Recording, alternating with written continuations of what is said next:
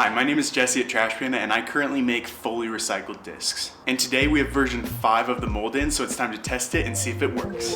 Woo!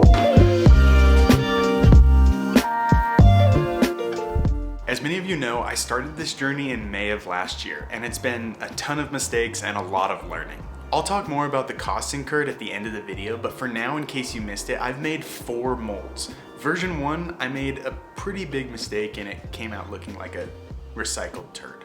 On version 2, I fixed that mistake, but then found out that the capacity of the injection machine that I built was not big enough. So I built another injection machine and then found out that the flight plate was too thick. On version 3, the flight plate was also too thick, and on version 4, it was too thick. So it's time to test out version 5, and let's hope it's not too thick. But really quickly before I do that, a bunch of you commented on the how to make a disc video saying that adding extra length to the injection arm would be the cheapest and quickest way to make it easier to inject. And I'm not too proud to admit that I'm still learning, and that was super helpful. So let's do that real quick.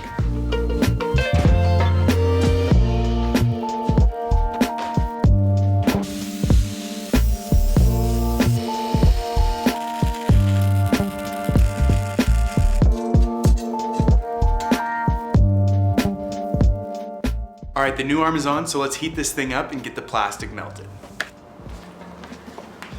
All right, let's see how this goes.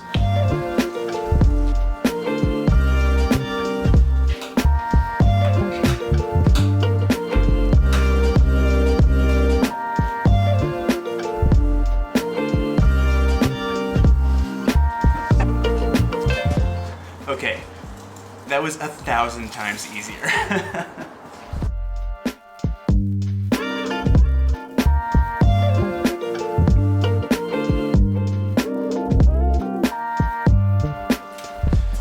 Okay, pushing down, 1,000 times easier.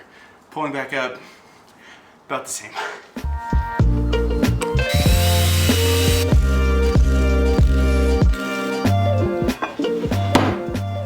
All right, this is looking really good, but we won't know till it's completely cooled down, so we'll see. Okay, the disc is completely cooled down and whoo! Okay, off camera, I made a handful more just to make sure this one wasn't a fluke, and wow, these things feel so smooth. Literally like they were made from a machine. So I'm super stoked about that, but they're still a little bit too hard. Like, imagine an exo hard, but like an exo quadruple hard. So that may just be the plastic type, but there's something else I need to do first. All right, to figure out the problem, I have to do something that I've kind of been avoiding. I need to figure out exactly what the dimensions are inside of this mold. Because I'm applying so much heat and pressure when injecting, the dimensions of this disc might not actually reflect the inside of this mold. So to figure out exactly what it looks like, I'm gonna fill up this mold with silicone and we're gonna figure out this damn problem.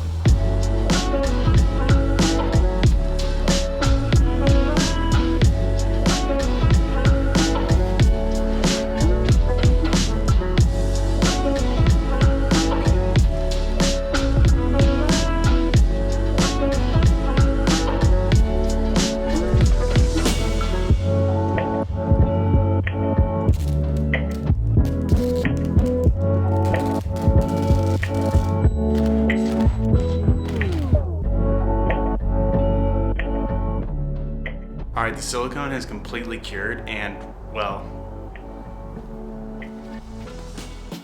so now I have one disc that's way too hard and one that's way too soft. So let's get to the bottom of this.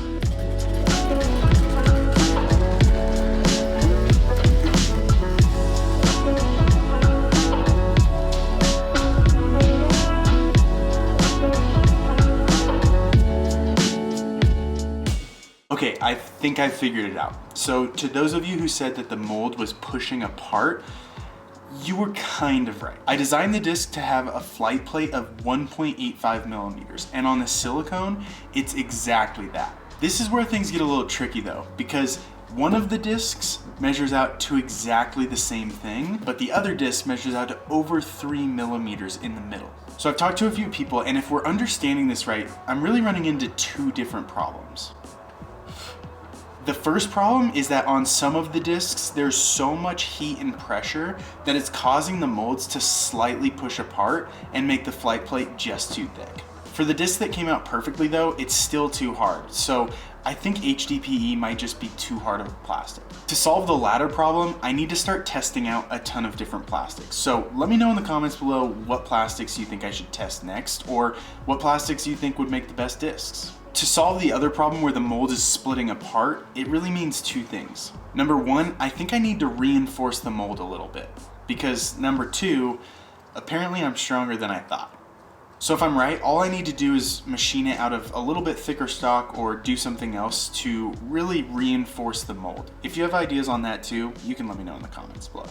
So version 5 didn't work, which just means we'll keep going. By now, those of you who have followed along know that I'm all about learning something new every day and never giving up. As Andy Samberg would say, never stop, never stopping. But since a ton of you have asked about the costs incurred, I thought I'd go ahead and share that with you. In total, this project from start to this point has cost me $4,826.98. That includes building the machines, making 5 different molds, sourcing plastics, etc. In general, the machines have cost me between $500 to $700, and each mold has cost me somewhere in the ballpark of $300 to $450. I've also needed new tools and incurred plenty of random costs along the way. But to be super clear and transparent with you, that overall cost only includes one trip to Taco Bell. So there's really nothing left to do but thank the person who has made this all possible. My wife. She was the one who really pushed me to do this and was willing to put our money behind it. And I will forever owe her exactly $4,826.98. And I can say this with confidence. Every cent has been worth it. Meeting you all, growing this channel, open sourcing the whole process, making my own discs, and encouraging the disc golf community to be more sustainable, it's been a whirlwind. Many of you have asked how you can support my work, and the biggest thing I would ask is simply to subscribe to the channel and share what we're doing. And if you think I should make Trash Panda shirts, well, let me know in the comments below. Thank you so much for being a part of this journey with me. Please subscribe to support the channel, and we'll see you next time. To those of you who have stuck around this long, I knew you'd be curious how the silicone putter flies, so these clips are for you.